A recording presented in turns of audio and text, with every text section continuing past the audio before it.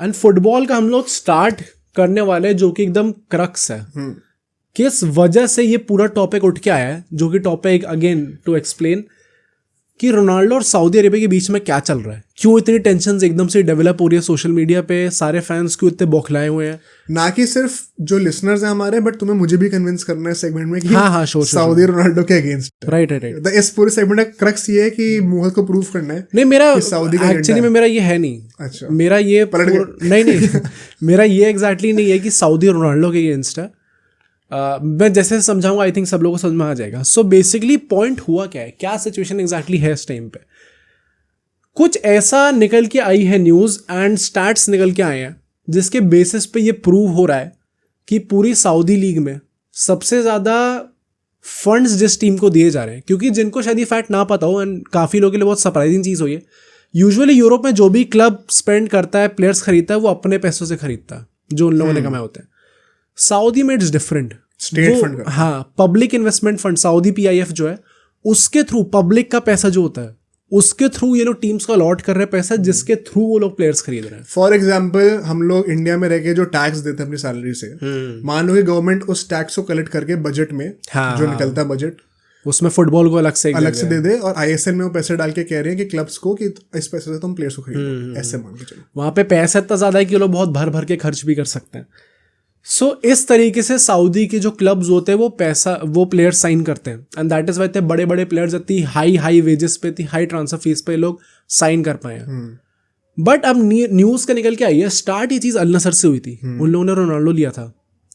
But specifically अगर हम लोग लास्ट ट्रांसफर विंडो देखें तो उसमें इतना हैवी डोमिनेंस हमें देखने को मिला है अल हिलाल का, प्लस बाकी क्लब्स इस टाइम पे जिस सिचुएशन में है इस ट्रांसफर मार्केट में भी, उसमें भी अब अल हिलाल की न्यूज़ निकल के आ रही है कि वो प्लेयर साइन करने वाले हैं।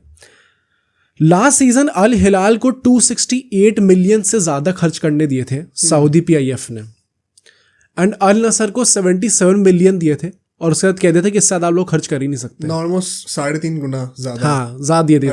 और उसमें उन लोगों ने खूब सारे प्लेयर साइन करे थे, नेमार, मैल्कम, ये सब लोग, मिलिनकोविच सैवेज, बोनो, ये सब प्लेयर्स उन्होंने साइन करे थे, एंड 77 मिलियन पर रोक दिया गया।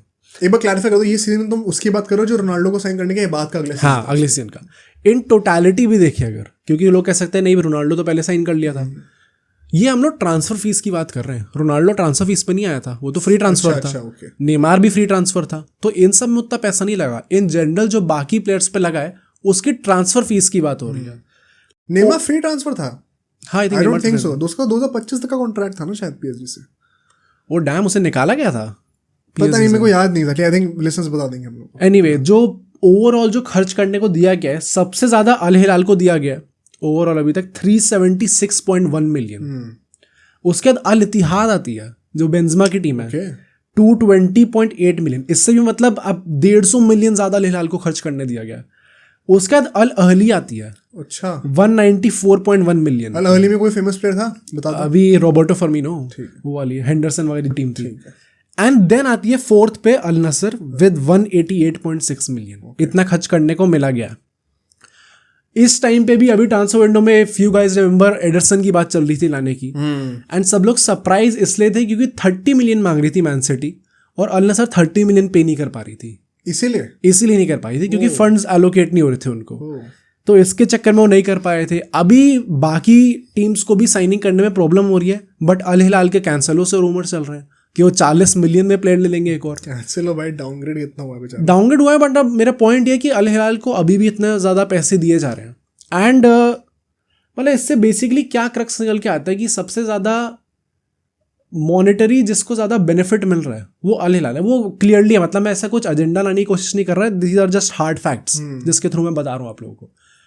एंड ये अल हिलाल वाले जो पूरा ड्रामा है ना, सऊदी का जो प्रिंस है सलमान करके, जो नाम है उसका, मोहम्मद बिन सलमान, उसने ये चीज़ पहले भी बोली हुई है before all this Ronaldo fiasco, कि जब वो आया था रोनाल्डो से पहले, कि उसकी फेवरेट टीम अल हिलाल है। तो मैं इसमें कुछ, अब ये चीज़ तो मैं प्रूव नहीं कर सकता ऑब्वियसली, जैसे तो बस की फेवरेट टीम है, हाँ, कि वो ओपनली जाके उसे फेवर कर रहा है। मैं बस ये कह रहा हूँ कि मॉनेटरी एटलीस्ट जब आप एक लीग खड़ी कर रहे हो जहाँ पे 4-5 आपने चलो मेन टीम्स पकड़ी हुई है, उसमें भी काफ़ी प्रॉब्लम्स है क्योंकि बाकी टीम्स को पैसा नहीं मिल रहा है, सिर्फ ऊपर की 4-5 टीम्स को मिला है, तो वो भी प्रॉब्लम है एग्जैक्टली लीग को बढ़ाने में। बट एटलीस्ट वो 4-5 टीम्स जो हैं जो कि कॉम्पीट करेंगी, एटलीस्ट उनको टू सम एक्सटेंट थोड़ा ऊपर नीचे चलता है, बट थोड़ा बहुत तो एग्जैक्टली एक तरीके से ट्रीट करा जाए। पर लोग ये भी तो कह सकते हैं कि भाई अल हिलाल जीतती है हर बार, तो एज अ विनर उसको ज़्यादा पैसे ही मिलने चाहिए खर्च करने के लिए। नहीं तो वही तो चीज़ तोड़नी है। अगर आप एक प्रोजेक्ट बिल्ड कर रहे हो इस टाइम पे, मैं मतलब आप लोग इंसेंटिव बेस्ड स्कीम हो गई ना ये, कि जो लीग जीतेगा, जो अच्छा परफॉर्म कर उसका पैसे। यार जिस टीम को आपने पहले ही सबसे ज़्यादा पैसे दे दिए, इस टाइम पर अल हिलाल की टीम तो इतनी अच्छी है कि मतलब सब लोग जानते हैं वो खेलती ही बहुत अच्छा है एक्चुअली में।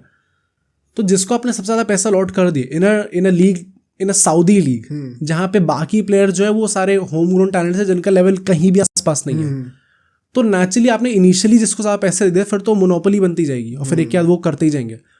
तो मुझे लगता है स्पेशली जब एक लीग प्रोजेक्ट ग्रो कर रहे होते हो तो बहुत इंपॉर्टेंट होता है कि आप एक न्यूट्रल बेसिस पे पैसा स्प्रेड करो, एंड उसके बाद जो टीम जीत रही है फिर वो जो आपको करना है कर लो, वो इंसेंटिव अलग रखो। हाँ, प्लस मुझे लगता है शायद इतना नहीं दिमाग भी लगाया होगा भाई।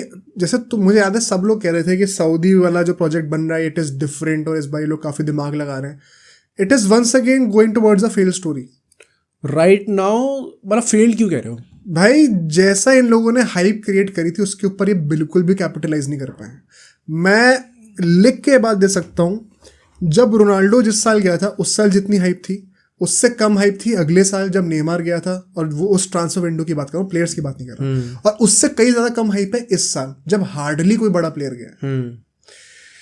ये ट्रेंड जो डिक्रीज होता हुआ जा रहा है ना, इनके पास एक बहुत अच्छा चांस था कि रोनाल्डो की मार्केटेबिलिटी के ऊपर बिल्डअप करके अपनी लीग को अच्छा बनाया जाए। बट जैसे कि ये डिसीजन तुमने बताया, ऐसे कई सारे ब्लंडर्स हैं जिसके ऐसे ये लोग लीग को डिस्पैरिटी में ही डालते जा रहे हैं। आई थिंक ये तो बहुत बड़ा ब्लंडर है।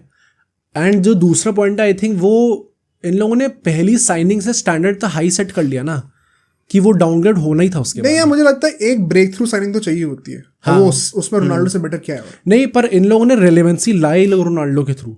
जैसे एमएलएस जो है वो रेलेवेंसी मेसी के थ्रू नहीं लाए। हाँ, रेलेवेंट थी, उसके बाद वो मेसी लाए जिससे वो स्काई रॉकेट ग्लोबल स्टेज पे आ गए। आई थिंक इस टाइम के बाद जैसे अभी भी नाचो गया है, अभी डिबाला जाने वाला था, वो चलो एंड मोमेंट पे कैंसिल हो गया, बट ऐसे टाइप के प्लेयर्स अगर ये लोग लाते रहेंगे तो they are moving towards being the next MLS. मतलब वो एकदम टॉप लीग पे शायद नहीं कर पाएंगे अभी, एंड जिस तरीके से चल रहा है शायद नहीं कर पाए, बट उनका इस टाइम पे एम ये होना चाहिए कि हमें एमएलएस जितना बनना है।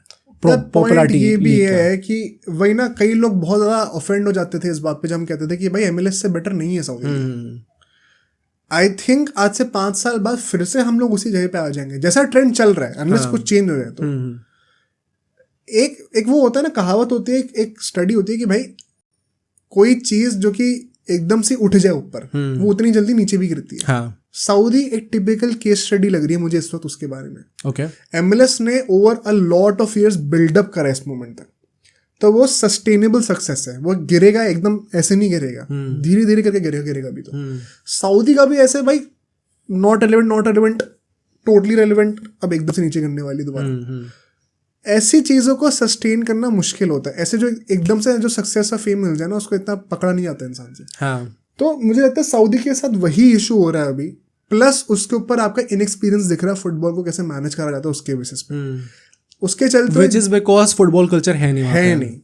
एमएलएस की बात वही है, यूएसए को तुम कितना भी क्रिटिसाइज कर लो, वहाँ पे फुटबॉल कल्चर सऊदी से बहुत ज्यादा है। हाँ। जहाँ पे कल्चर ज्यादा होगा वहाँ पे सिस्टम अपने आप they will fall into place. तो ऐसे में आप अल्टीमेटली ऐसे प्लेयर्स को पिस ऑफ करने वाले हो जो कि यूरोप में रह के आ रहे हैं जहाँ पे बेस्ट कल्चर है फुटबॉल के लिए, फिर वो क्यों ही रुकेंगे यहाँ पे।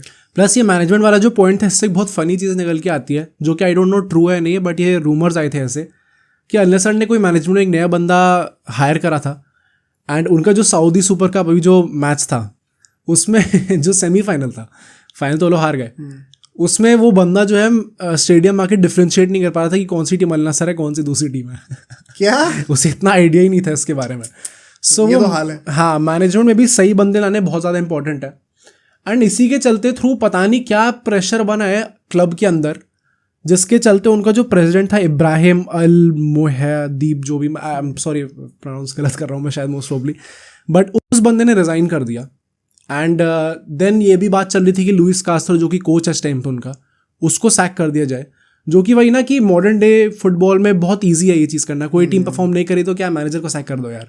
बेंजेमा को पसंद नहीं आ रहा मैनेजर, तो मैनेजर को सैक कर दो, राइट। तो एंड सरप्राइजिंगली इस टाइम पे रोनाल्डो ने ओपनली सपोर्ट करा मैनेजर को, क्योंकि अपेरेंटली उसके दिमाग में ये बात है कि मैनेजर की गलती नहीं है, ये लोग जिस तरीके से हैंडल कर रहे हैं वो सिचुएशन गलत है।